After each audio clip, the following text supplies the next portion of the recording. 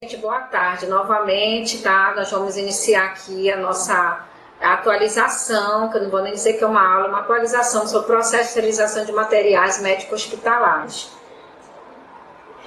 Para a gente iniciar a falar desse processo, nós temos que falar um pouquinho de onde que esses materiais, onde é realizado esse processo. Então, esse processo, ele é realizado na Central de Material Esterilizado, conhecido também como CME, que dentro do Ministério da Saúde conceitua como conjunto de elementos destinado à recepção, expurgo, preparo e esterilização e guarda e distribuição de material para as unidades de estabelecimento de saúde.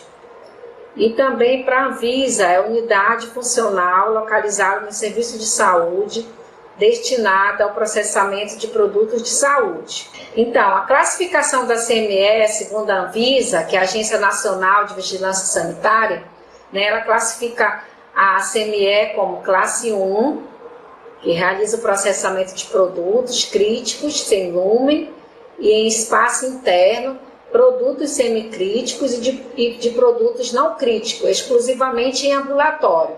Ou seja, a CME classe 1 é a CME que está presente dentro dos ambulatórios de saúde. E a classe 2 realiza o processamento de produtos críticos, semicríticos e não críticos em estabelecimento de saúde com especialidade clínica e cirúrgica, com internação ou semi-internação. É obrigatória a separação física da área de recepção, limpeza das demais áreas da CME. Quanto à estrutura física e organização da CME, a CME ela possui uma área de recepção e limpeza, que é o recebimento dos produtos sujos, dos artigos, dos materiais sujos, a área de preparo e esterilização, que é considerada um setor limpo, a área de desinfecção química, quando aplicável, no setor limpo, a área de monitoramento do processo de esterilização, ainda no setor limpo, a área de armazenamento e distribuição de materiais esterilizados, também setor limpo. O CME classe 1 deve possuir no mínimo barreira técnica entre o setor sujo com os setores limpos. E o CME de classe 2 é obrigatória a separação física da área de recepção e limpeza das demais áreas. Mais na frente na aula, nós vamos apresentar aqui um pouco da estrutura física da CME classe 2, que é mais objetivo da nossa aula, tá? Que é a CME dentro dos hospitais ou pronto-socorro. E também vamos falar mais na frente um pouquinho sobre essa classificação dos artigos críticos, não críticos e dos semicríticos, ok? Bom, o fluxo de recebimento e entrega de materiais. Aqui para a gente entender um pouquinho mais como que é feito esse fluxo dentro da CME. Então, nós temos duas unidades dentro, né, de um hospital que recebem material na CME. Nós temos as unidades consumidoras e as unidades fornecedoras. Nas unidades consumidoras, são todas as unidades que vai ser necessário fazer o processamento de todos os materiais, como, por exemplo, as internações, o centro cirúrgico, o pronto-socorro, tá? Todas as áreas dos hospitais, elas são consumidoras, porque a CME faz todo o processamento dos materiais e depois todas essas unidades vão utilizar esses materiais. E as unidades fornecedoras são aquelas unidades que vêm de fora do hospital, como, por exemplo, os materiais que são consignados, ou seja, aqueles materiais que são fornecidos de outras empresas, tá, terceirizadas fora do hospital. Então, dentro dos materiais que a CME recebe das unidades consumidoras, ou seja, as unidades do próprio hospital, você vem nesse fluxo: recepção do material sujo, limpeza e secagem desses materiais, preparo e acondicionamento, esterilização, armazenamento dos materiais esterilizados e distribuição novamente. E aí esse ciclo ele continua, ok? Dentro também desse recebimento, o CME vai receber algumas roupas e materiais limpos. Essas roupas vindo, então, da lavanderia do próprio hospital ou terceirizada, e os materiais limpos que vão vir do almoxerifado, como, por exemplo, luvas esterilizadas, que já vem esterilizada de fora, de outras empresas, que o hospital adquire e o almoxerifado fornece para a CME, para que a CME distribua para todo o hospital. Lembrando que dentro desses materiais estão os instrumentais cirúrgicos e todos os materiais que vão ser utilizados para fazer todos os procedimentos, como as cirurgias, os curativos, todos os materiais que precisam para que sejam feito tanto a desinfecção quanto a esterilização. Nas unidades fornecedoras que vão trazer materiais que são consignados, esses materiais também têm que ser recebidos e eles passam por um processo e depois esses materiais são descartáveis, né, de uso único, ou eles podem também ser devolvido para a empresa para fazer todo o suporte desse material. Vamos agora falar um pouco do expurgo.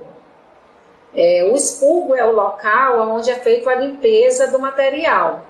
Então, a conscientização para a utilização dos EPIs pelos funcionários é um ponto relevante para a prevenção de acidentes com secreções biológicas e pérfuros cortantes na CME. Então, todo funcionário que trabalha no expurgo, quer dizer, a área de limpeza desse material, sendo instrumentais, né, qualquer tipo de cuba, comadre, qual seja o material que seja recebido, né, sondas, os funcionários que trabalham nessa área, ele precisa utilizar os equipamentos de proteção individual, para que esse trabalhador se proteja para algum tipo de contaminação e depois não venha adquirir nenhum tipo de problemas de saúde do trabalhador. São utilizados protetores auriculares adequados para o tipo de ruído dos equipamentos. Como a foto mostra, vocês podem observar algumas trabalhadoras, algumas técnicas de enfermagem nessa foto, que mostra ela com os EPIs. Elas estão usando aventais impermeáveis, elas estão usando os protetores auriculares, elas estão usando máscara, alguns protetores oculares, as luvas de cano longo, tudo isso aí para fazer a proteção, para que esses trabalhadores não se contaminem com os materiais. Também são utilizados com botas impermeáveis, com certificado de aprovação, luvas antiderrapantes de procedimento e aventais descartáveis, como já falei. Lembrando que todo esse material tem que ter esse certificado de aprovação. Ninguém pode ali no centro ou no mercado qualquer comprar esse tipo de equipamento, né, comercializado que não seja adequado, que não tenha uma aprovação para que seja utilizado para esses trabalhadores, ok? E continuando, na área do preparo, depois que esse material passa pela limpeza, que mais na frente a gente vai falar um pouquinho mais sobre essa limpeza, continuando depois da limpeza, esse material passa pela área de preparo, né? Todo esse processo visa o quê? A esterilização desses materiais. Então, esses materiais eles passam pela área do preparo, que nessa área, na CME, ela precisa estar com disposição de mesas, carrinhos com rodízio para transporte de materiais. Isso é super importante porque muitos desses materiais, caixas de instrumentais, materiais consignados vindo de outras empresas, principalmente os materiais ortopédicos, né? Os profissionais que estão aí presentes devem saber que todos esses materiais eles têm um peso. Então é importante que a CME, na área do preparo, tenha uns carrinhos com rodízio, para que os profissionais não tenham que carregar as caixas ou mesmo os pacotes de roupa, e ele também vai adquirir, né, doenças dentro do ambiente de trabalho. Então, para evitar, é importante que tenha esses carrinhos, cadeiras ou bancos ergonômicos com altura regulável, como mostra a figura, né, a cadeira com altura, espaço para realizar todas as atividades de uma maneira confortável para esses profissionais. Dispor de lentes intensificadoras de imagem para visualização, para visualizar a limpeza dos produtos para a saúde. Após a limpeza, é importante que esses materiais passem por uma visualização, porque às vezes na limpeza dos materiais, principalmente os instrumentais, pode ficar crosta, resto de sujidade, né, nos materiais. É importante que a CME disponibilize uma lupa, né, que dê para você poder visualizar essa sujidade que pode, mesmo depois da limpeza, ela pode continuar nos materiais, principalmente nos instrumentos cirúrgicos que tem, né, as arranhaduras das pinças, pode ter material que seja cilíndrico, que tenha lúmen. Então é importante que a gente tenha uma lupa para visualizar bem esse material, para ver se realmente ele está limpo. Área de esterilização. Então, depois que esse material passou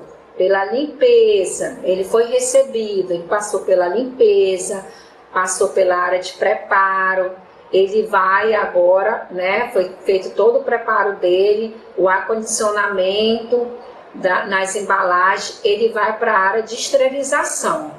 Então, as autoclaves deverão ser em número suficiente para a demanda dos materiais processados no hospital. A temperatura ambiente deve ser mantida de 20 a 24 graus centígrados para proporcionar conforto térmico aos trabalhadores e a qualidade no ar ambiente. Então, nós temos muitos problemas nas CMEs, que na área de autoclave, que é uma área que tem uma temperatura elevada por conta desses equipamentos, dessas máquinas, muitas CMEs a temperatura fica muito desagradável para os trabalhadores. Então é importante que tenha sido mantido no ambiente essa temperatura, para que o profissional também não se sinta, né, prejudicado com a alta temperatura desses equipamentos. E ainda, depois que esse material passa pela esterilização, nós precisamos na CME ter uma área de monitoramento do processo de esterilização, ou seja, dispor de um sistema para a guarda dos registros, dos monitoramentos por 5 anos, conforme a RDC número 1 de 5 de 2012, sempre que for solicitado o necessário.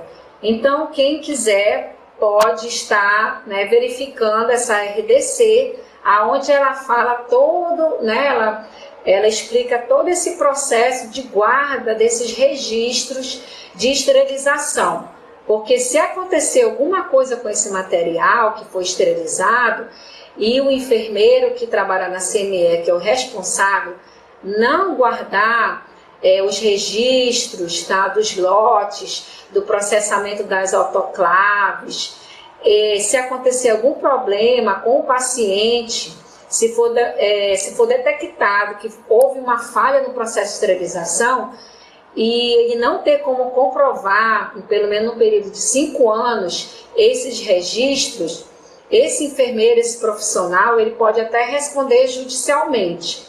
Então é importante seguir essa resolução.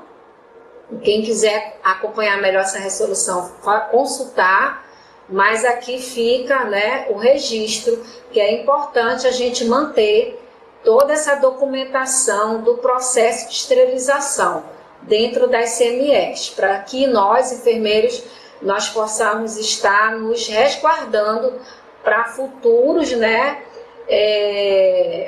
acontecimento que venha ocorrer de falhas no processo de esterilização.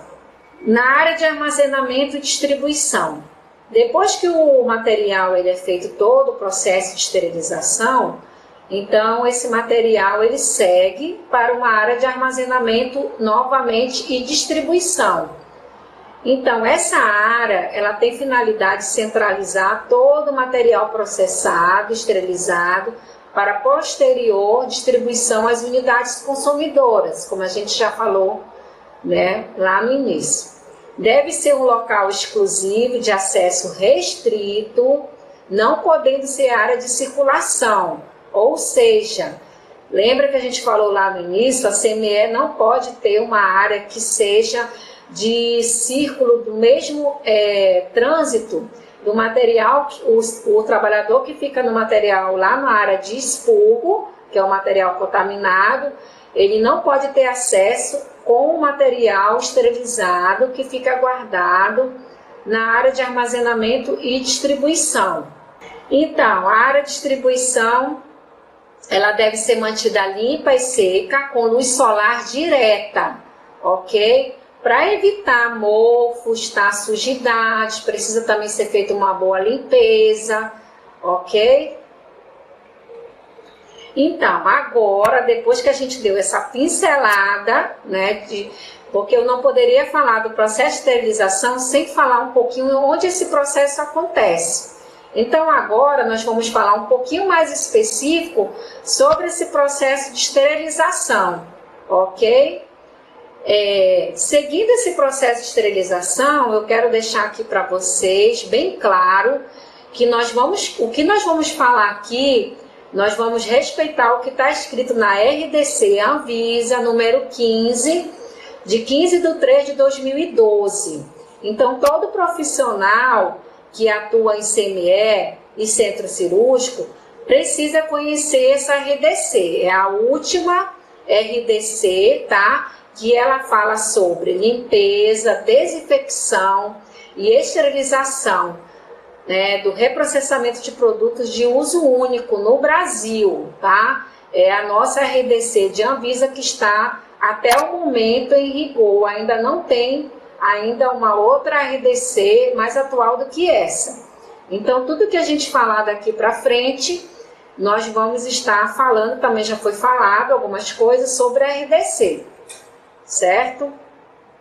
Então, no artigo 112, fala que o serviço de saúde, as empresas processadoras abrangidos por essa resolução, terão um prazo de 24 meses, contando a partir da data da publicação, que foi em 2012, para promover as adequações necessárias a este regulamento técnico. Ok? Então, as CMEs, elas precisam, desde 2012, cumprir essa determinação da RDC 15. Então, aonde que essa RDC se aplica? Ela se aplica nos estabelecimentos de saúde, tá? Na figura que vocês estão vendo aí, onde está escrito aplica. E nessa outra figura que diz não se aplica, ela não se aplica aonde? Nos consultórios odontológicos, que tem uma outra RDC 154/2004, ela não se aplica nos ambulatórios, ela não se aplica nos setores de hemodiálise, e não se aplica também nos PETs, que são os consultórios veterinários, e também nos ambulatórios de exame, como, por exemplo, aqui o exame de endoscopia, que é feito em consultório ou em ambulatório, ok?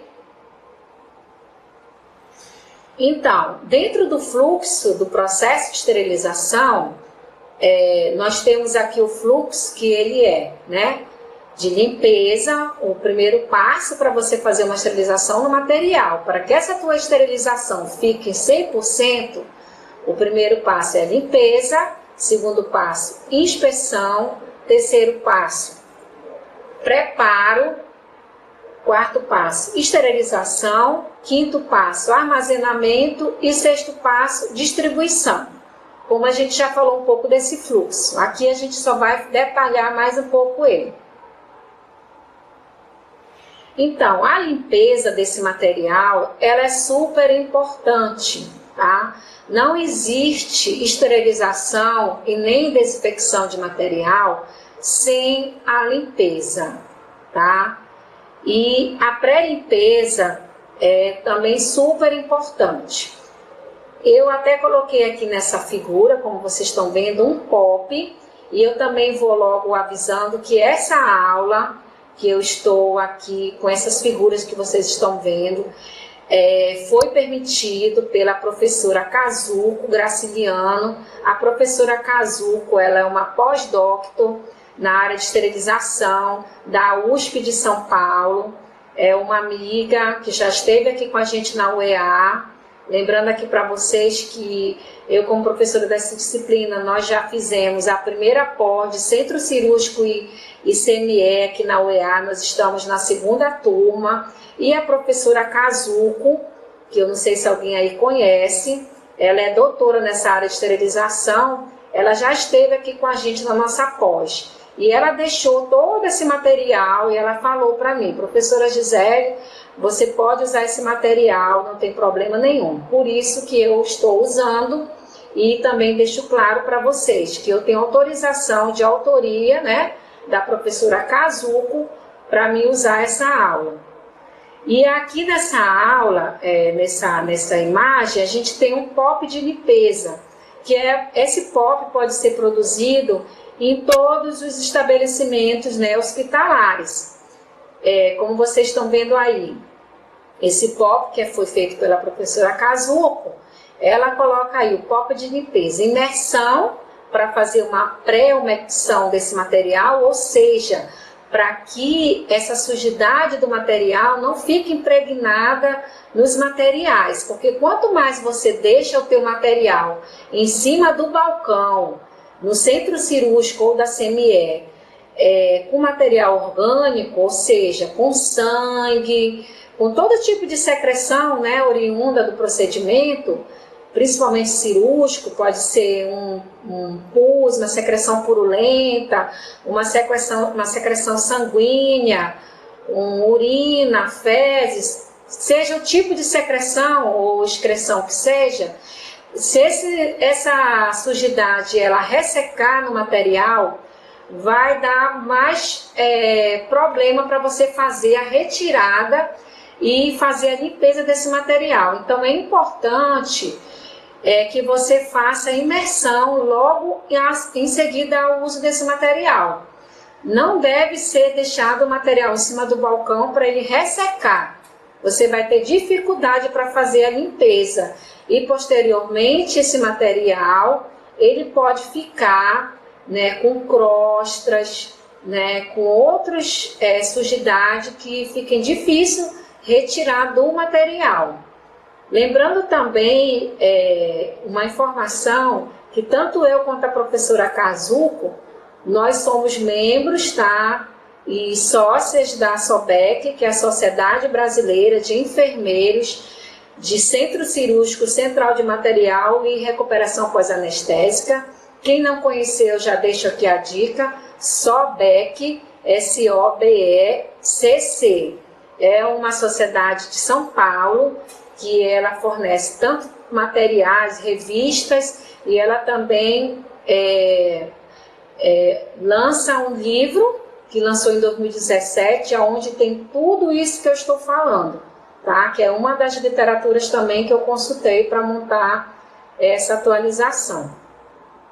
Então, a limpeza, ela segue aí no POP, né?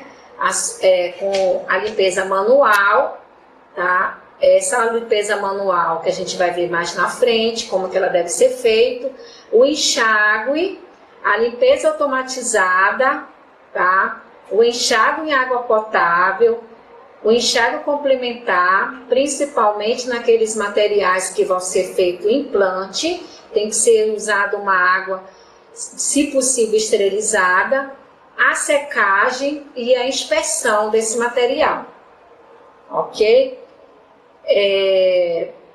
Lembrando que nós temos aí o POP é em cima para classe 1, limpeza manual, e a SME de classe 2, ele precisa ter não só a limpeza manual, mas também o expurgo, ele precisa ter lavadoras ultrassônicas, secadoras e água purificada, que nós vamos falar mais adiante. Então, dentro desses métodos de limpeza, a limpeza manual, ela é feita por fricção com escovas apropriadas, jatos d'água sob pressão e detergente enzimático. Lembrando que essas escovas, elas não podem ser aquelas escovinhas que a gente usa em casa para lavar roupa ou para lavar louça, tá? Tem que ser um material apropriado, restrito para uso hospitalar. Os instrumentos com pequenos lumes ou furo, aqueles instrumentos que são tipo as cânulas, tá? As sondas que tiver, todos aqueles canulados que a gente faz aspiração, geralmente eles têm que ser limpos com escovas e irrigados com água limpa, utilizando pistolas de água ou seringa. Nós vamos ver mais na frente. Os instrumentos sem lume devem ser limpos por fricção com escovas e buchas, que não danifiquem o material e que devem ser substituídos periodicamente.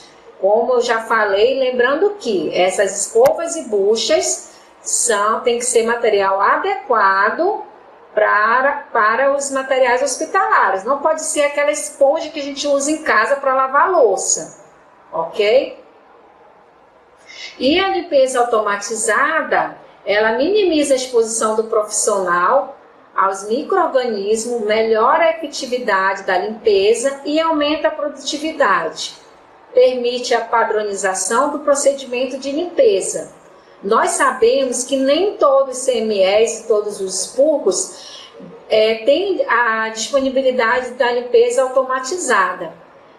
É o que deveria, segundo a RDC 12. Mas, se não houver, né, a limpeza manual ela tem que ser criteriosa. Então, equipamentos para limpeza automatizada. A lavadora ultrassônica, né, um dos equipamentos. É o equipamento de limpeza ultrassônica, converte ondas sonoras de ultra alta frequência em vibrações mecânicas que se movem na água, criando bolhas microscópicas. Essas bolhas se aderem à superfície do material, implodem ou explodem, resultado numa ação de vácuo que retira sujidade e débris do materiais. Então, ela proporciona a melhor limpeza desse material através dessas bolhas, que nessa figura aí está explicando um pouquinho dessa reação química, tá? Da lavadora ultrassônica. Outro equipamento para limpeza automatizada é a lavadora desinfectadora. Essas lavadoras, elas limpam e desinfetam por meio térmico ou químico diversos materiais, tá? O ciclo completo de limpeza e desinfecção acontece pela pré-enxágue com água fria, limpeza a 50 graus Celsius com detergente enzimático, enxágue frio, desinfecção de 93 graus por 10 minutos e secagem.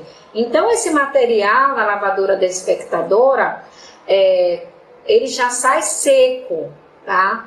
Dessa lavadora. A gente coloca todo o material, como vocês estão vendo aí, tem uma caixa aqui, né? Uma caixa de arame, uma caixa aramada com os instrumentais todos abertos. É importante lembrar esse detalhe. Os instrumentos, quando você vai colocar na lavadora ou vai fazer a lavagem manual, você precisa abrir todos esses instrumentos, porque esses instrumentos ele tem ali as articulações. Dentro dessas articulações você pode encontrar várias sujidades. Então, não tem justificativa de fazer a lavagem desses instrumentais que não sejam abertos, as pinças. As únicas pinças que você não vai abrir são os bacaus, né? Quem não conhece bacal são aqueles instrumentos que é usado para fazer o campo cirúrgico, né? Para ajudar ali fazer o campo cirúrgico. É aquele instrumental que tem uma ponta pérfuro cortante, como se fosse uma agulha. Esse instrumento você tem que ter o cuidado com ele de não abrir. Deve abrir uma única vez para fazer a limpeza e depois fechar, para que não ocorra nenhum acidente pérfuro cortante. Ok? Só para lembrar. Então, o que usar para fazer essa limpeza? Né? Para a gente ter uma limpeza 100% nas sujidades de superfície interna dos materiais. E aqui tem algumas figuras. Tem esse Endovab aqui, que é, né, como fosse uma sonda, que com uma escovinha bem na pontinha que você coloca nos materiais de lumen, tá? Nos materiais que tem cânula, nos materiais de aspiração, você pode introduzir essa sonda com essa, que tem até uma pontinha dela que aparece melhor aqui na figura embaixo, que tem tipo uma escovinha que você pode você passou aí nessa figura que mostra que ele passou pelo canulado. Esses materiais para fazer a limpeza, existe no mercado vários tipos de materiais que ajudam a fazer a limpeza de todo esse material que é canulado, que tem lumen. O que é lumen? É esse material que é tipo um cano, tá? Material tipo canulado. Então, como é que você vai só limpar? Só jogar água? É importante ter uma escovinha, ter uma sonda que você pode utilizar para melhorar essa limpeza desse material. E também, eu coloquei aqui alguns exemplos que existem no mercado. Mas no mercado existem vários materiais disponíveis para realizar esse tipo de limpeza. E aqui também tem umas figuras de material que você pode estar utilizando para fazer o teste. Mudança de cor, evidencia que tem resíduo, tá? Então também tem algumas coisas aqui que você pode fazer o teste dessa limpeza, que também está disponível no mercado, ok? Só um minuto. Bom, falando dos detergentes para a limpeza dos materiais hospitalares, tá? Aqui nesse slide, eu coloquei a classificação desses detergentes segundo o pH. Não vamos nos aprofundar muito, mas só para a gente ter uma ideia, tá? Nós temos aqui soluções ácidas, que servem para fazer o quê? Limpeza dos resíduos inorgânicos, que são o quê? As incrustações, para evitar que o material tenha incrustações ou costras, tá? No material. Nós temos também aqui os detergentes alcalinos, também para utilizar em resíduo orgânico. E os detergentes que têm um pH neutro, com enzima ou sem enzima. Os coenzimas são indicados, né, pela RDC 55 de 2012, que é tipo detergente enzimático, que ele é indicado na RDC 12 também. Tá? Nesses coenzimas estão presentes alguns produtos, a protease, a amilase e a lipase. São enzimas, a protease, para eliminar qualquer tipo de proteína que estejam presentes nesses materiais. A amilase, né, e a lipase para tirar a gordura e outros tipos de sujidades que estejam presentes também nesse material. Como a gente vai falar um pouquinho mais aqui do enzimático, que ele é o mais autorizado na RDC que nós estamos falando, é o detergente enzimático, que é utilizado para fazer limpeza do material, tá? O detergente enzimático, ele é um detergente com enzimas para fazer limpeza. O detergente enzimático, ele não faz desinfecção do material. Ele ajuda na remoção das sujidades, tá? Como está nesse slide. Ele é metaforicamente enzimas, são proteínas tesouras. Eles atacam essas ligações de proteínas, gorduras e amido e carboidrato. Aí na água ele arrasta mais fácil essas partículas pequenas. Ele é produzido por micro-organismo não in vitro, tá? Age em sítios específicos, chave, fechaduras, peptiase, lipase, variadas, carboidase, como biofilme. Esse biofilme ele pode estar presente nos materiais, que são as substâncias que ficam presas nesse material, tá? Por isso que é importante esse processo de limpeza. E amilases são as secreções também que podem ficar presentes. E esse material ele ainda é biodegradável. Tá? As vantagens de utilizar o detergente enzimático, que ele é compatível com silicone, borracha, vidro e alumínio. Tá? E ele também não mancha, né, o material. Certo? Bom, mais um slide aqui que fala desse processo de segurança de saúde no trabalho, tá? Na seção 1 lá dessa RDC que nós estamos falando, né, da RDC 15 de 2012. Então aqui, lembrando que no SPUC eu já falei, mas só para voltar, que tem lá na subseção 1 do artigo 30, né, a importância do trabalhador da CME e da empresa processadora, que deve utilizar essas vestimentas privativas, touca, calçado fechado, em todas as áreas técnicas e restritas. O trabalhador da CME, da empresa processadora, deve utilizar os seguintes equipamentos, né,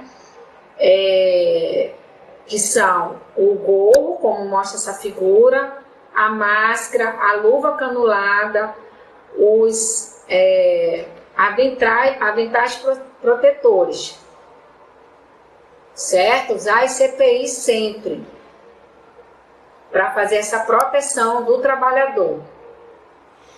E o que é preciso ainda para fazer uma boa limpeza? Então, segundo a RDC 50 de 2002, da estrutura física da CME, nas unidades central de material esterilizado, seja contemplado na sua área exclusiva para recepção e descontaminação, separação de materiais, lavagem de material, com dimensão de 0,8 metro quadrado por leito, com área mínima de 8 metros quadrado, com instalações de água fria, água quente, exaustão, a depender dos equipamentos utilizados. E ainda, sabes que além desses itens, precisa ter pia de cuba profunda, pistola de jato de água e um ponto de ar comprimido. Para quê? Para facilitar a limpeza e também para fazer a secagem de todo o material. São elementos essenciais para a limpeza apropriada de artigo, em especial os canulados, quando esta é feita de forma manual. Lembrando também que todo material para ser esterilizado, ele precisa estar, além de limpo, ele precisa estar seco, tá? Lembre-se disso, o material para ser esterilizado, eles têm que estar tanto esterilizado como para fazer desinfecção, ele precisa estar criteriosamente seco, certo? E o que é preciso ainda para fazer essa boa limpeza, né? Dentro da estrutura física, mostra aqui esse slide.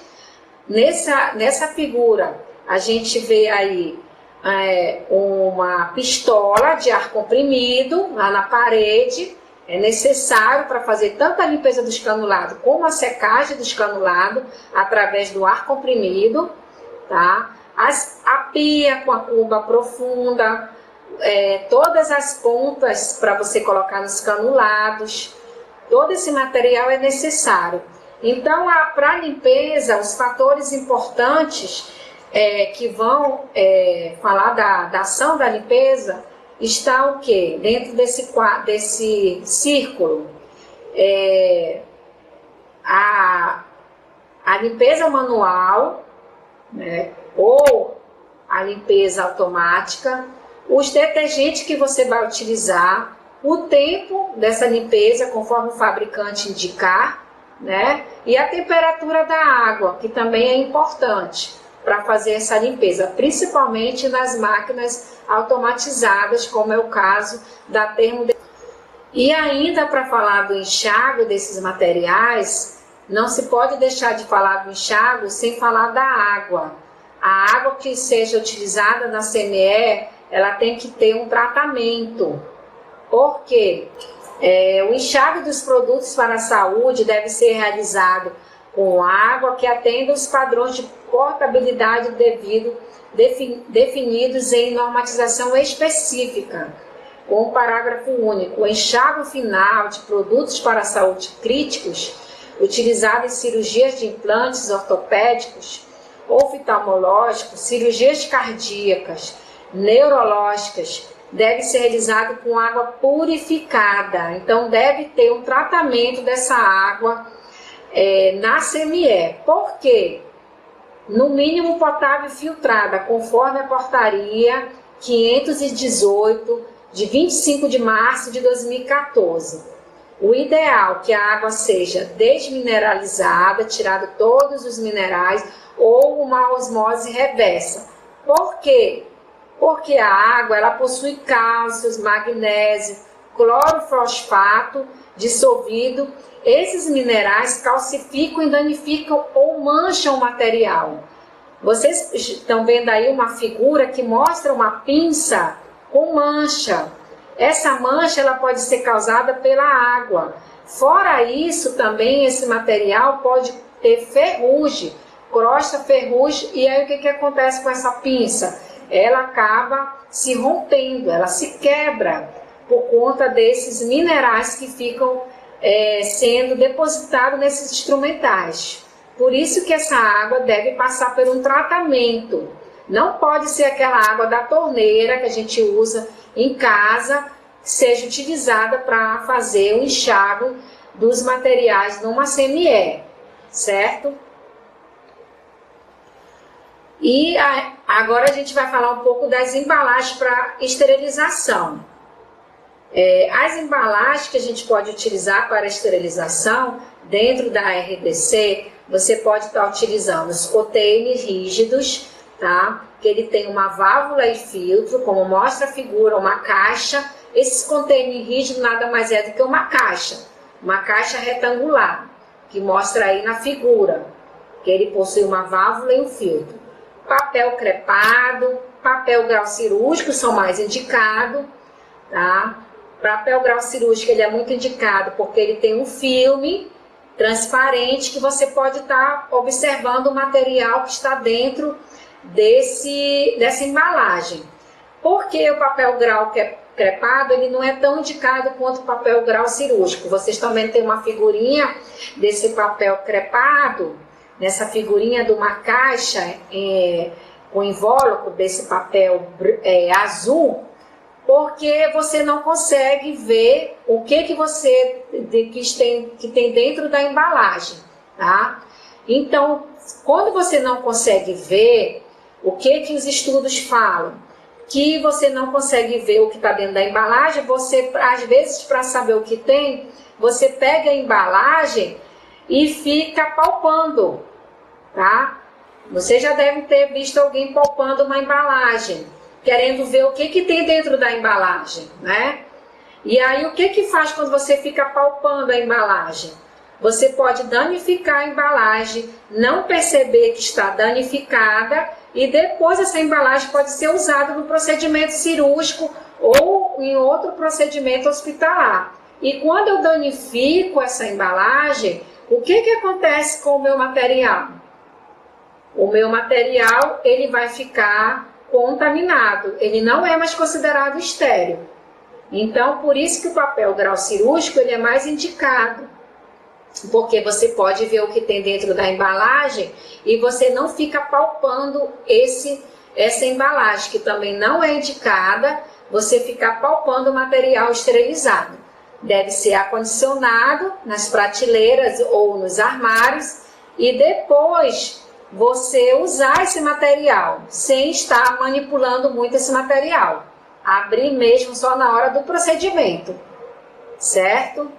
E aí, Aqui fala dos containers rígidos, do outro lado da figura, que é uma embalagem permanente, acondiciona e protege principalmente os instrumentais cirúrgicos, é muito indicado para os instrumentais, pode ser de alumínio, inox ou plástico, tem áreas perfuradas para entrada, né, e saída do ar. Desculpe ali que tem um errozinho na palavra, mas é entrada e saída do ar, do agente esterilizante e secagem.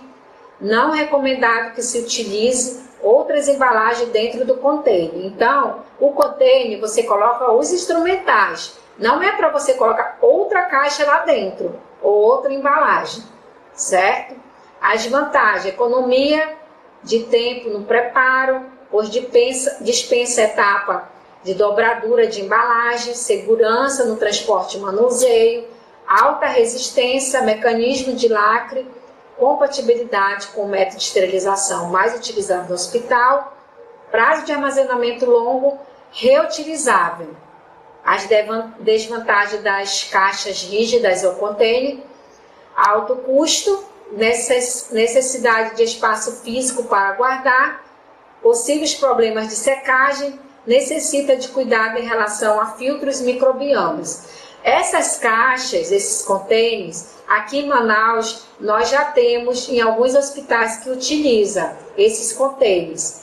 Na verdade, na maioria dos hospitais aqui na capital, os instrumentos cirúrgicos estão sendo esterilizados nesse tipo de container, ok? Ainda sobre as embalagens, no mercado existe também uma embalagem de proteção, um cover bag.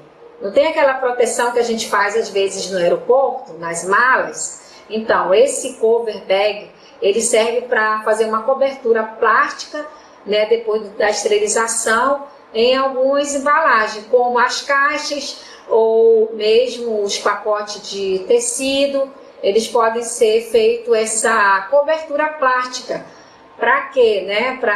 Ele é indicado para os materiais pesados, como caixas cirúrgicas, embalagem SMS ou crepado, proteção durante a vida de prateleira. Ele protege as embalagens para ter uma vida mais útil. E agora a gente vai falar um pouquinho do tecido de algodão. O tecido de algodão, ele é ainda aconselhável a sua utilização? Sim, tá? O tecido de algodão, o problema do tecido de algodão é que ele é difícil de controlar o reuso. Então, os artigos da RDC 15 fala que o tecido de algodão, ele precisa ser feito um reuso de 65 vezes somente de esterilização. Tá? Gente, eu estou pedindo uma água aqui um pouquinho, tá? Mas continuando, então, é difícil você controlar esse reuso, porque os tecidos de algodão, os campos de algodão, ele não pode ser utilizado até ele acontecer um rasgo ou uma abertura, não. A RDC fala que ele tem que ser utilizado até 65 vezes. E aí, às vezes, é difícil a gente controlar. Então, o tecido de algodão é uma embalagem segura? Sim. Porém, é necessário controlar o reuso. Tá? Vamos já falar também disso um pouquinho mais. As vantagens, né, do tecido de algodão. Ele precisa obedecer a NBR 13734 de 96, a SAJA 7102, né, as vantagens dele. Memória e resistência. Nas dobraduras ele tem uma memória, às vezes ele já fica com aquela dobradura já em memória do campo. E ele né, resistência de padrão ouro, ele tem uma resistência. E ainda mais ele é um custo baixo, né, nessa figurinha aí que mostra. O custo dele é baixo. E a desvantagem?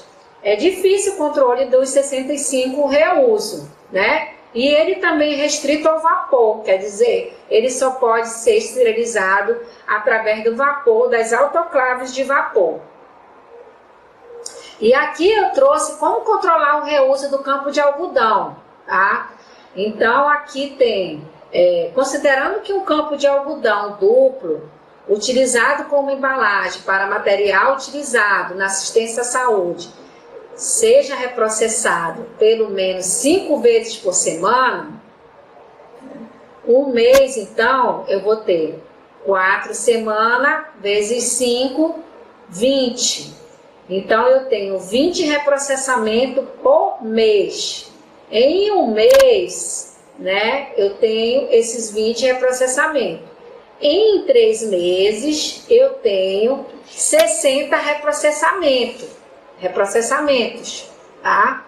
E aí, como é que eu posso fazer, né? Além desse cálculo que eu posso estar fazendo, né, dentro da minha CME, usando talvez um exemplo ou adequando a sua CME, você pode estar fazendo a reposição dos campos a cada 3 meses. E aí você pode colocar aí, tá? Janeiro a março eu coloco, né, o meu campo azul, tá? Que é para mim poder saber dessa quantidade do reuso. Fazendo esses meus cálculozinhos, eu coloco janeiro a março azul, abril a junho eu coloco, né, ele como laranjado, né, que seria o cru, né, julho e setembro verde, outubro e dezembro a cor rosa, tá? E aí eu vou tentando controlar esse reuso. Aqui nesse outro quadrinho aí no slide branco, ele também mostra um outro trabalho, né? Uma outra experiência de controle, que você pode identificar a data do início do uso, registrar cada uso quando passar pela área do preparo. Também é uma alternativa que você pode estar usando, selagem das embalagens. Então, nas embalagens, outra importante que a gente tem que dar devida atenção é na selagem dessas embalagens. Dentro da CME precisa estar, né, adequada com as suas seladoras. Aqui nessa figura mostra algumas seladoras, tá? Dá importância também nessa selagem para que você deixe um espaço para fazer, né? Ali até mostra na figura sem delaminação. Muita CME às vezes faz selagem desses materiais sem deixar uma barra para você fazer abertura desses materiais. Então é necessário, quando vai se fazer a selagem desses materiais, você deixar um espaço, né, para você abrir esse teu material. Não selar muito, arrisca bem na ponta, porque senão na hora que você for fazer a abertura, vai ficar complicado de abrir esse material, prejudicando essa abertura e uma possível contaminação desse seu material. Então, verificar os parâmetros dessa seladora, pressão, temperatura, tempo. Não pode ter nem vincos e nem dobras na selagem dos materiais. Porque se você tiver um vinco ou uma dobra, o que pode ocorrer com esse material? Pode ser que entre, né, micro-organismo e contamine esse material, certo? E lembrando também que o material que tem ponta, principalmente aquele material que tem as pontas muito finas ou pérfuros cortantes, precisa ter uma proteção nessa ponta, para que não rasgue a embalagem. Porque se rasgar, você vai ter que fazer o processo novamente, que o teu material vai estar contaminado. Então, deve ser seguido todas as recomendações dos fabricantes e respeitar todas as normas vigentes das seladoras, certo? Só para a gente lembrar das selagens. E aqui, ainda começando aqui mais especificamente da nossa esterilização, que é o terceiro passo.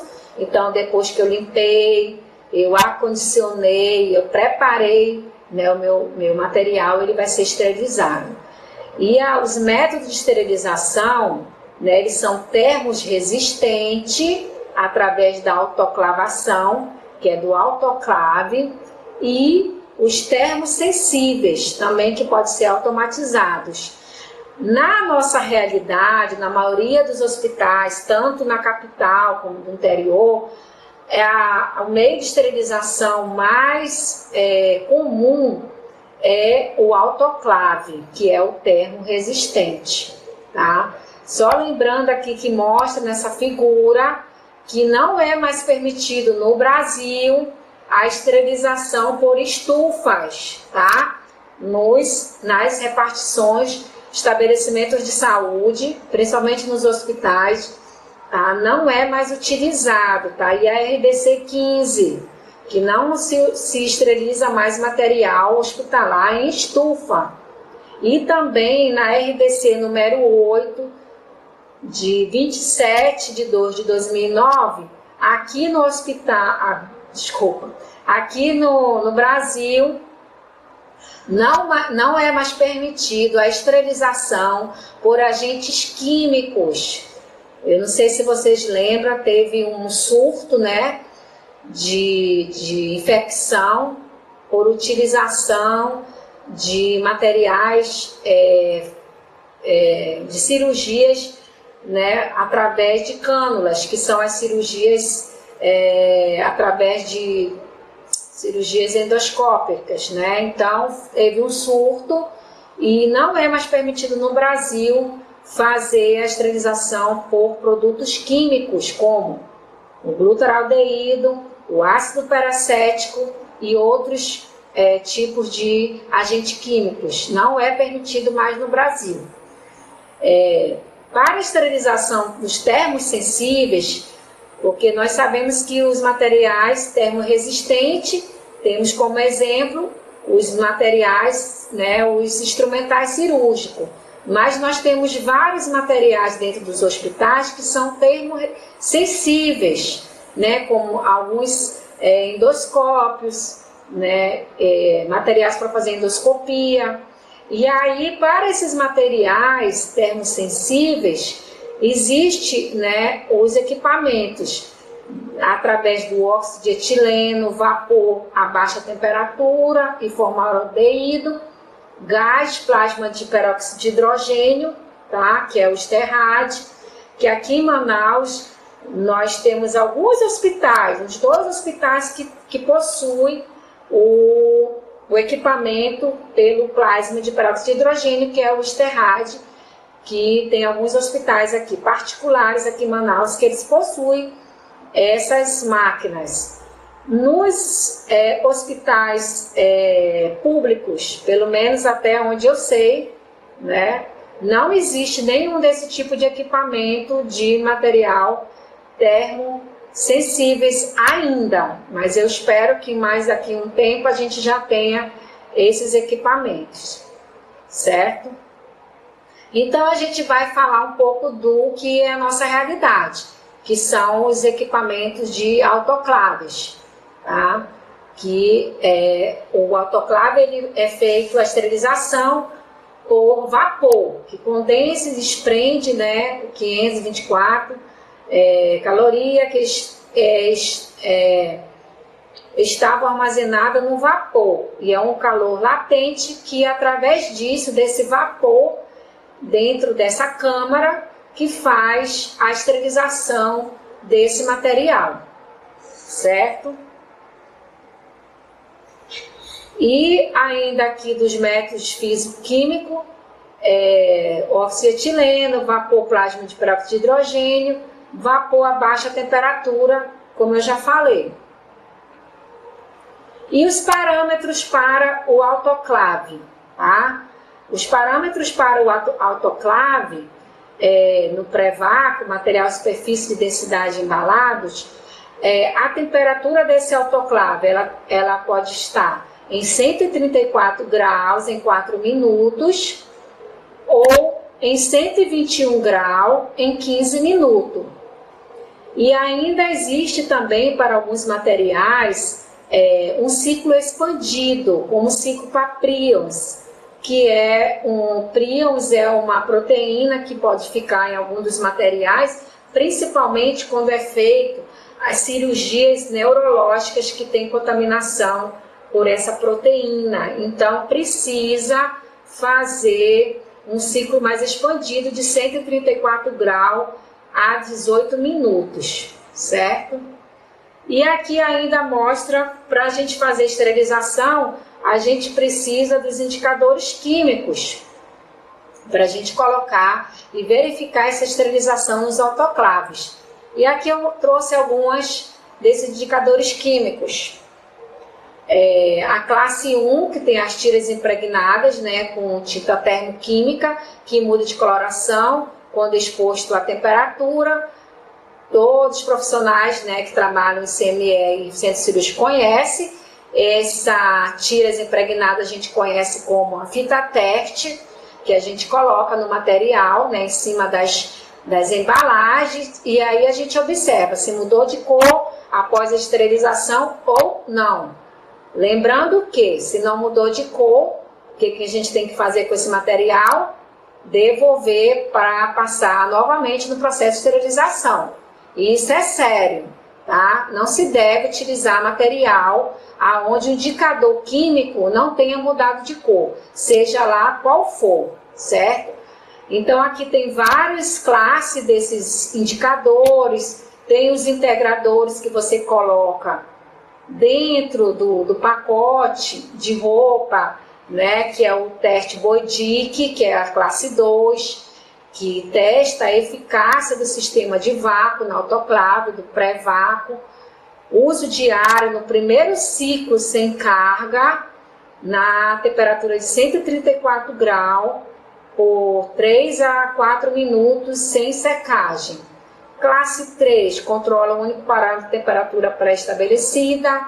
Na classe 4, os indicadores multiparamétricos controla a temperatura e o tempo necessário para o processo. Esses integradores, eles podem estar dentro dos instrumentais, como mostra uma figurinha aí na foto embaixo, que ela está segurando o integrador que está dentro da caixa. Na verdade, ela está colocando o integrador, um desses da classe 5, que é o integrador, ela está colocando, ele vai testar a temperatura, o tempo e a qualidade do vapor para ciclos mínimos.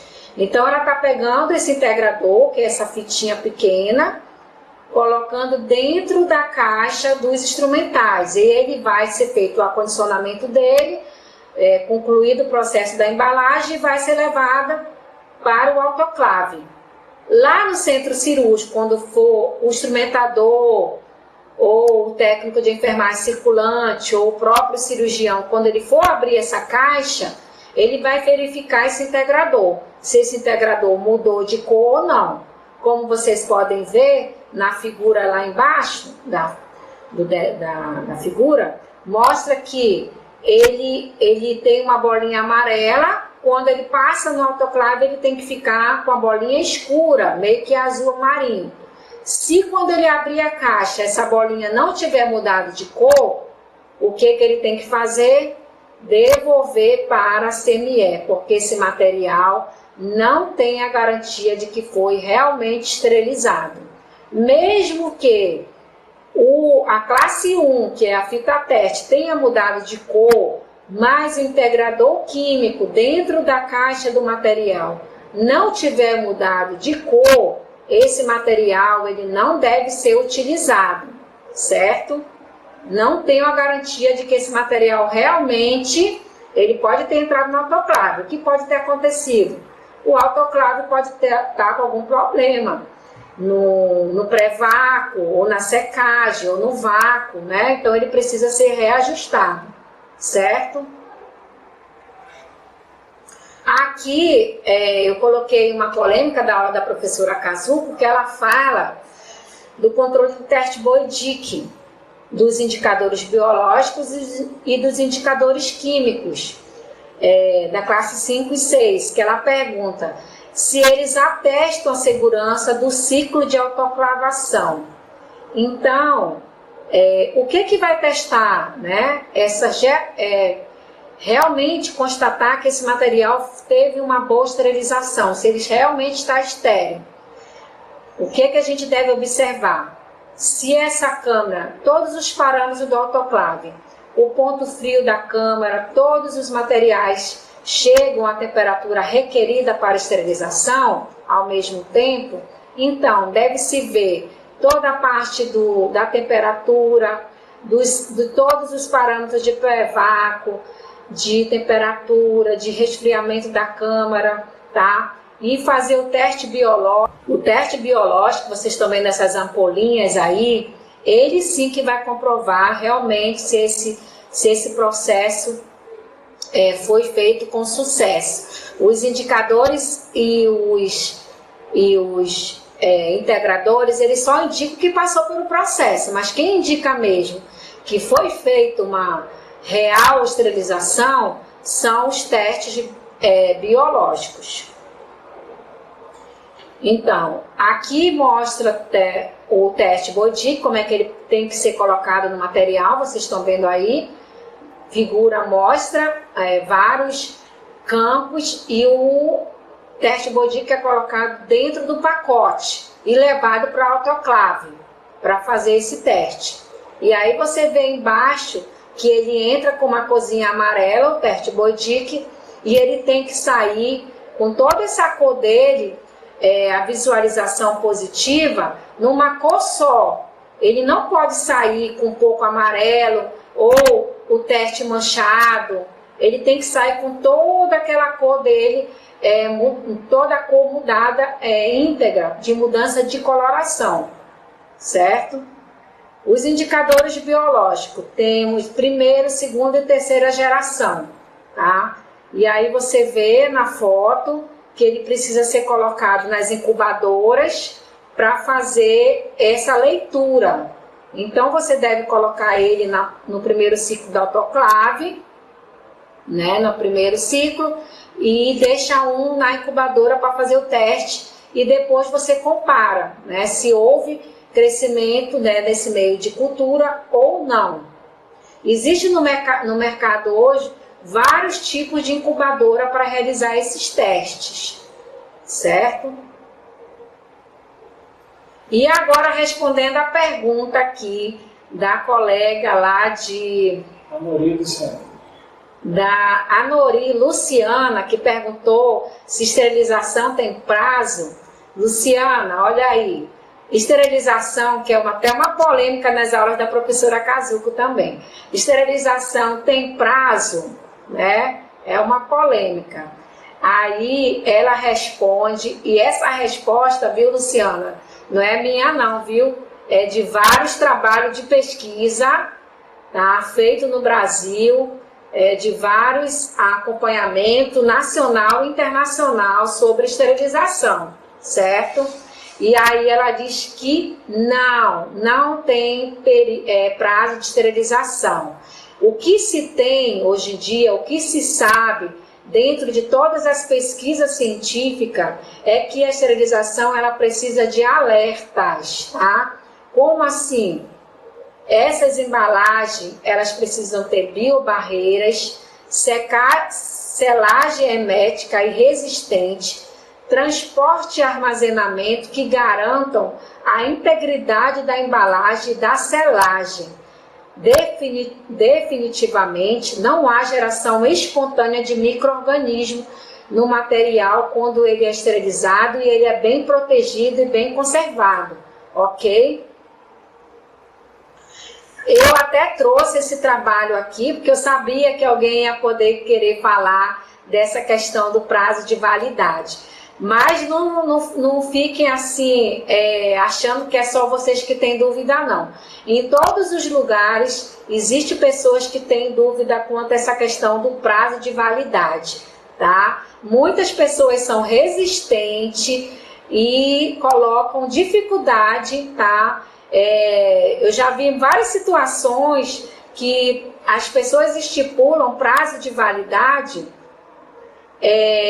para 1 mês, 2 meses, 3 meses. Então, vai muito, entendeu? Do grupo dentro dos profissionais dentro do seu estabelecimento. Eu deixo aqui um trabalho da Giovana Abraão de Araújo Moriai, que ela fez, né, uma tese de doutorado, aonde a professora Kazuko Graziano, como eu já estou falando, ela foi a orientadora desse trabalho de doutorado, aonde a tese dela tem essa titulação: prazo de validade de esterilização de produtos utilizados na assistência à saúde, um estudo experimental. E a Giovana aqui, ela fez todo o trabalho, tá, científico, aonde vocês podem consultar essa tese. Vocês também está disponível no portal de tese da USP, que é a Universidade de São Paulo, aonde vocês, quem tiver curiosidade, pode ir lá ler. É um trabalho ótimo, excelente, onde ela fez todo um trabalho científico e ela comprovou, tá, que eu até li já esse trabalho e ela colocou vários datas de prazo. Ela fez com trabalho de produtos de 1 mês, 3 meses, 6 meses, e ela não viu nenhum micro-organismo nesses produtos, certo? E aí vai muito da gente, dos profissionais de saúde, adequar isso à nossa realidade. Claro que eu não estou dizendo aqui que todas as unidades agora não vai mais ter um prazo de validade. Como eu estou falando, vocês podem fazer um grupo dentro do hospital e dimensionar a melhor estratégia para você, confeccionar um copo, porque você precisa estar observando como que é o teu processo de esterilização. Como a gente já falou aqui, vocês viram que é um processo dinâmico, que começa lá na limpeza, e essa limpeza, como eu falei, precisa ser adequada dentro daqueles parâmetros. Depois a embalagem também tem que ser adequada ao armazenamento. Então, dentro da minha instituição, eu tenho que avaliar todas essas normas. Eu não posso dizer, meu material não vai ter validade, aonde que eu não cumpro nenhuma determinação da RDC 15, tá? Eu não faço teste biológico no meu material, tá bom? E esse material ele é conservado no lugar inapropriado, no lugar que eu também já presenciei, material esterilizado, guardado em salas que não possuem luz solar, material fica guardado dentro de armário, com mofo, entendeu? Então, aí você vai ter que avaliar toda essa dinâmica, certo? Para poder o teu material, você realmente ver qual é o período, ou se você não vai ter esse período. Mas fica a dica aqui, como por exemplo, lá no hospital que eu trabalho, eu estou falando por mim, eu não vou deixar de utilizar um material. Lá a CME fornece, ela é uma CME terceirizada, onde ela cumpre todas essas normas da RDC 15 de 2012, tá? É uma CME terceirizada que tem aqui no município, e o material que eu uso lá no hospital é vinda dessa CME. Então, eu não vou deixar de utilizar meu material, porque eu sou conhecedora. Elas estipulam, tá? Essa empresa ela estipula uma data de validade. Não que eu concorde, mas enfim, né? Só que quando, por exemplo, a data do material está vencido e eu olho a embalagem ela está íntegra, tá? Eu sei aonde está armazenado o meu material, a embalagem está íntegra, e eu tenho a plena convicção que esse material ele passou por todo o processo de esterilização, eu utilizo esse material, tá? Eu não vou deixar de utilizar porque ele venceu ontem, eu não vou utilizar hoje. Mas isso é um critério meu, e aí eu deixo aqui o critério para cada profissional, né, que sabe onde trabalha, onde é feito todo o seu processo de esterilização, que ele faça os seus critérios, ok? E aqui, como, né, falando do armazenamento e transporte, como eu já falei, que é também super importante, esse armazenamento, ele não pode ser um armazenamento, né, em local, todo o material processado deve possuir local adequado para armazenamento, de forma que não haja risco de recontaminação e que facilite a distribuição. O prazo de validade de seleção está diretamente relacionado à qualidade da embalagem, da selagem, das condições de armazenamento e transporte, como a gente acabou de discutir aqui. Então, cada estabelecimento que vai, né, que sabe como que é feito esse seu processo, certo? E aqui na questão do transporte, temos aqui vários artigos dentro da RDC que fala do transporte. Só para lembrar que esse transporte do material esterilizado deve ser feito em recipiente fechado e que o transporte deve ser feito em carros que tenham uma higiene, né, diariamente. E esse carrinho nunca pode ser o mesmo carrinho que transporta o material contaminado. Então, cada hospital, se ele não tem a CME dentro do centro cirúrgico, eu trabalho no hospital que a CME do hospital, ela não é dentro do centro cirúrgico. A CME de lá, ela é no terceiro corredor. Então, como que a gente transporta esse material? O material contaminado, ele vai no carrinho próprio do material contaminado e o material esterilizado é transportado no carrinho fechado, próprio para o material esterilizado. E ele, como já falei, tem que ser feito sempre a higienização. Treinar a equipe da CME, como do centro cirúrgico, para nunca misturar esses carrinhos, manter sempre esse material em perfeito estado para poder ser utilizado. A classificação dos materiais, que lá no início eu falei para vocês da classificação dos materiais. Então eu achei interessante, só para lembrar, né, os materiais críticos, tá? Todos os materiais críticos, né, que entram em contato com os tecidos não colonizados do organismo e que entram em contato com todos os tecidos, né, internos do organismo, dos órgãos, né, tá? Eles precisam ser feitos limpeza e esterilização, tá? Não há necessidade desses materiais críticos, tá? Não há necessidade desses materiais passarem por um processo de esterilização, processo de desinfecção. Então, se o meu material crítico vai ser esterilizado, então o que é recomendado? Que o meu material seja feito limpeza e esterilização. Não há necessidade de eu fazer limpeza, desinfecção e esterilização. Por quê? Porque, vejam bem, se o meu material vai ser esterilizado e na esterilização o meu material, né, qual é o conceito de esterilização? Que vai ser eliminado todos os micro-organismos, né, resistentes, todos os micro-organismos com esporos e sem esporos, esporulados ou não, não há necessidade de eu fazer desinfecção. Isso daí seria uma redundância, seria, né, seria uma perda de tempo. Tá? O que ele precisa, meu material crítico, é feito, como a gente já falou, uma ótima limpeza, uma limpeza com qualidade, e depois ele seguir fazer inspeção adequada e esterilização.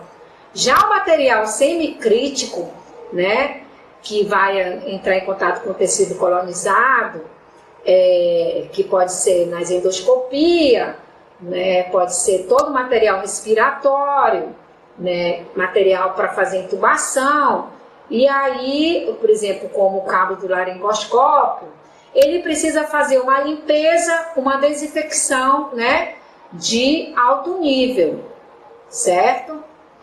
E os não críticos, que são os materiais, né, que só entram em contato com a pele íntegra, né, ou tem um contato indireto com os pacientes, ele precisa fazer uma limpeza, né, aqueles materiais que têm matéria orgânica, né, sem matéria orgânica, ele precisa apenas fazer limpeza, tá, desse material. Se ele tiver alguma matéria orgânica, como por exemplo uma comadre que o paciente usou, né? E aí o paciente defecou e teve sangue, então eu preciso fazer a limpeza mais desinfecção desse material, certo? E aí aqui eu falo um pouquinho da desinfecção, né? Só para lembrar, a desinfecção ela pode ser feita manualmente ou automatizada. Nós vimos lá na frente que tem alguns equipamentos como a termodesinfecção, que ela faz tanto a limpeza como a termodesinfecção também, tá? Que não necessariamente precisa para esterilização, certo? Mas se no meu CME eu tenho a termodesinfecção, não tem problema se eu vou colocar meu material mesmo crítico para fazer a termodesinfecção e depois a esterilização, tá? Eu só quero falar que não é obrigatório fazer a desinfecção no material que você vai esterilizar, tá? Ficou claro? Eu espero que sim. E aqui, então, para fazer a desinfecção, a termodesinfecção, que a gente já falou, a pasteurizadora. Se você vai só fazer a desinfecção, você pode utilizar só esses equipamentos, tá? Para fazer a tua desinfecção e depois utilizar o teu material semicrítico, certo? E aqui a desinfecção física ou química, motivo da física para a química, né? Não deixa resíduo tóxico no material, a físico, né? Não polui o ecossistema, padronização do procedimento, a reprodutividade automatizado, minimiza erros humanos, registro do ciclo realizado e menor exposição ocupacional. Então, as máquinas físicas, né, que são os equipamentos, elas têm essas vantagens, porque a desinfecção com produtos químicos precisa, né, de que o profissional se exponha mais às substâncias químicas, que muitas vezes pode ter prejuízo de toxicação. Então, todos os materiais semicríticos são passivos de termodesinfecção, né? Alguns não podem ser colocados nos equipamentos, como, por exemplo, a desinfecção de endoscópio, né? Como fazer? Então, você precisa utilizar a desinfecção química, tá? Utilizando os produtos. A desinfecção química, nós podemos estar fazendo a 3 classificação: alto nível, nível intermediário e baixo nível. Então, os produtos utilizados, no caso de um endoscópio, seria alto nível, com o ácido peracético, 10 minutos, tá? Ou os aldeídos por 20, 30 ou 40 minutos. Lembrando, como eu falei lá no início, os produtos químicos, tanto os peróxidos de hidrogênio, o ácido peracético, tá? O glutaraldeído, ele é somente para fazer o quê? A desinfecção. No Brasil, esses produtos não são mais permitidos para fazerem a esterilização química, certo? Então, desinfecção química, alguns produtos. Glutaraldeído, né, que tem as suas vantagens e as suas desvantagens, né?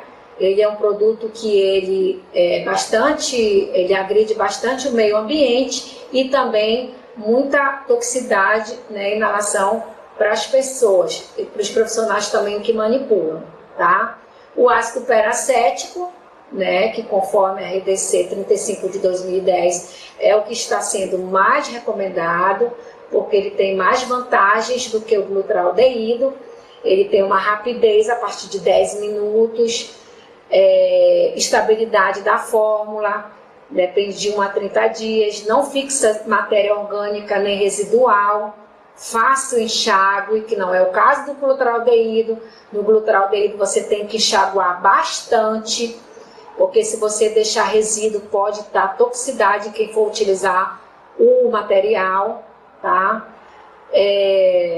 Recursos para monitorização você tem, que assegura o reuso.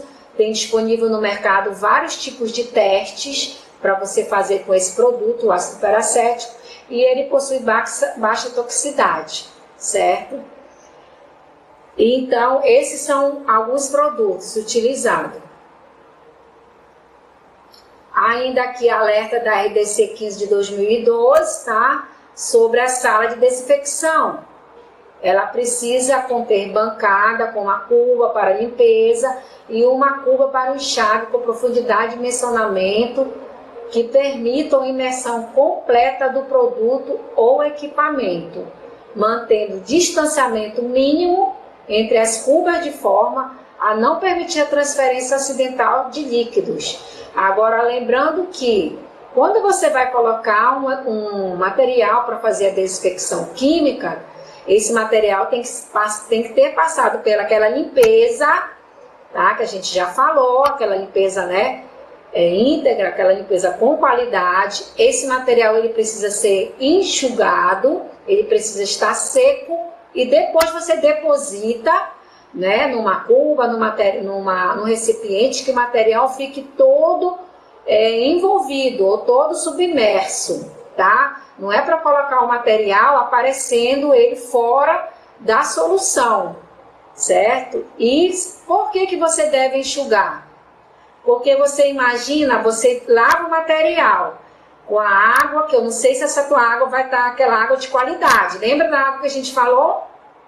Então, aí você lava ele, vai colocar na solução sem estar enxuto. O que vai junto com o material para a solução química? Sendo ácido peracético ou glutaraldeído. O que vai junto com o material? A água, né? Então, cada vez que você for pegar o material, jogar lá na solução, o material encharcado de água, sem estar enxuto, a tua solução vai acontecer o que com ela? Ela vai ficar mais diluída? Vai, né? Ela vai se diluindo. Cada vez você joga lá dentro o material molhado, a solução vai ficando diluída. A solução diluída, ela tem o mesmo substância adequada de miligramas de uma solução não diluída?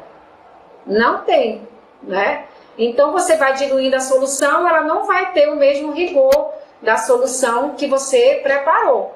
Além do que, esse teu material está levando água, que muitas vezes a gente já viu que a água contém né, muitos substâncias, né, metais, que pode danificar essa substância que você preparou desse produto químico, ok? Então lembrem disso, se eu vou colocar o material para fazer desinfecção, eu tenho que limpar, enxugar e mergulhar na solução e deixar lá conforme o fabricante orienta no produto, certo?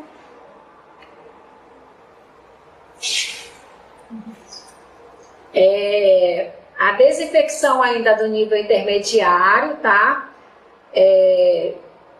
Pode acontecer com álcool, a solução álcool de 70%, cloro inorgânico, tá? Não é mais recomendado fenol, tá bom?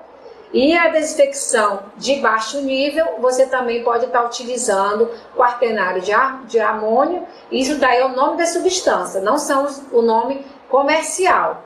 Aí você tem que ver juntamente com o comitê aí de compra de material, né, e verificar a substância desse teu produto. E ainda o hipoclorito de sódio, 0,2% por 30 minutos, é indicado na desinfecção de baixo nível, tá? Por exemplo, para limpar, né, agora esqueci o nome aí onde está o bebê, gente, eu esqueci o nome aí, tá? Do berço aí do bebezinho, incubadora, tá? Fazer a limpeza da incubadora, aí você pode estar utilizando o hipoclorito de sódio, tá?